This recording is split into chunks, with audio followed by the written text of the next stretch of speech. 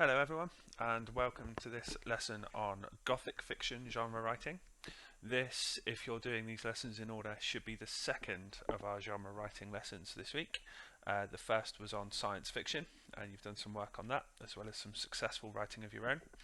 Today we're just going to take a little look at the Gothic genre, and we're going to do the same thing. We're going to look at these characteristics, we're going to do some work on commenting on them, and we're going to basically build up so that we can start using some of these characteristics in our own writing later on in the week. Remember, and I've said this to you before in the science fiction task or the science fiction lesson, that genre isn't explicitly mentioned in the question 5 task that you'll be set for your AQA English Language Paper 1 exam. You will get a choice of 2 tasks. One of them is a picture and one of them is a story-based task, but neither of these tasks will mention genre. However, just like I said to you last lesson, it's much easier for you to come up with ideas and images and events for stories and descriptions that you're writing if you've got a good understanding of what writers do in their own stories. For example, if you're given a picture of a dark and foreboding setting, maybe a graveyard, maybe a woodland, something like that, and you've read several examples of Gothic texts in the past, then you'll know exactly what sort of things you should be including in a text like that. So, what is the Gothic genre? You can see here, just like I did with science fiction, I've given you the covers of lots of different Gothic texts. We've got a few classics on the top row and then maybe a few more modern texts down the bottom. The first one in that list is Mary Shelley's Frankenstein. We've discussed that text before in terms of it being one of the very first science fiction novels, but it's also a decent example of the Gothic genre as well. We also have in the top row here the picture of Dorian Gray and Dracula. These are two classic Gothic texts that you study at A-level if you take A-level English literature with us at Saltash.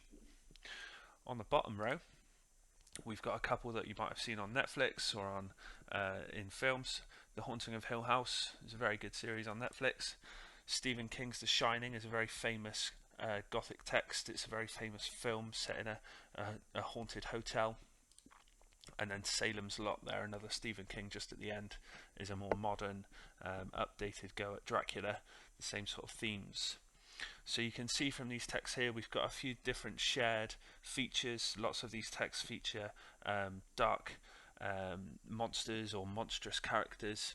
They feature damsels in distress. You can see a few women who look like they're in unsafe situations on these covers.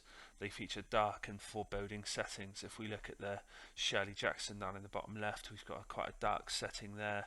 We've always lived in the castle, and then the castle of Otranto just above it give us another dark setting, an example of a Gothic setting there.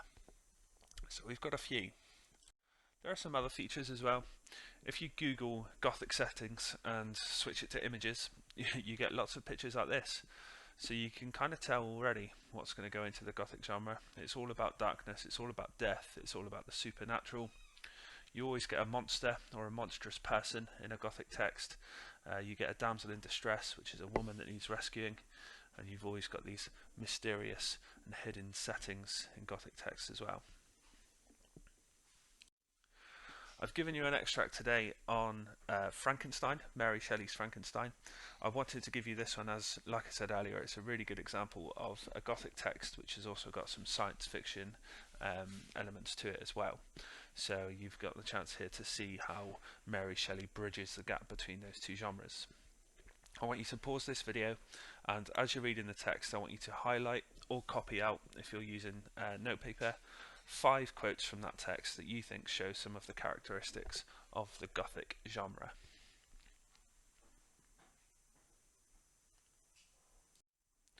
So here you go, here's some of the things that you could have picked out from Frankenstein.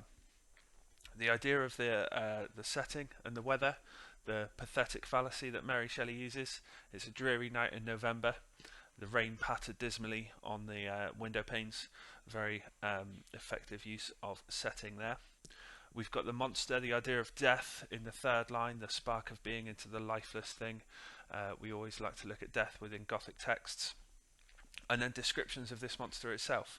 It's got a dull yellow eye, it's got yellow skin scarcely covering the work of muscles and arteries beneath, and it's got straight black lips. And Gothic texts are all about these monstrous creatures that we see for flashes for certain parts of the novel before they go off again and threaten us from the distance or threaten us from the background. So, for the rest of today's lesson, I'm going to set you some independent tasks, and these are on the worksheet that I've put into assignments for you today. They're all based on this particular extract from Mary Shelley's Frankenstein, and they are reading questions, so they're getting you to practice your analysis skills, your writing in paragraphs, that sort of thing. Today, though, I'm going to do something different, and I want you to log back into the lesson around 10 or 15 minutes before the end of the lesson in order to share your ideas and your answers.